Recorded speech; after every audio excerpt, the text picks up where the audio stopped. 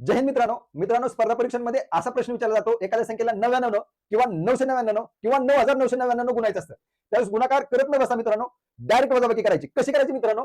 इथं बघा 235 गुणिले 999 आहे. इथं काय करायचं? 235 तसंच लिहायचा आणि 999 मध्ये 3 9 आहेत म्हणून इथं 3 झिरो द्यायचे आणि ह्यातून 235 वजा करायचं. 235 आणि ही जर वजाबाकी केली तर मित्रांनो येते 5 आणि 5 10 कॅरी 1, 6 आणि 4 10 कॅरी 1, 7 आणि 3 10 कॅरी 1, 4 आणि 1 5, 2 आणि 3 तसंच एज इट इज, म्हणजे 2,34,765 झाले. याचं उत्तर आलं मित्रांनो. दुसरं गणित आहे मित्रांनो 6,745 गुणिले 99. तर इथं 6,745 तसंच लिहायचं. 99 मध्ये 2 9 आहेत म्हणून 2 झिरो याच्यावरती द्यायचं आणि 6,745 ह्यामधून वजा करायचं.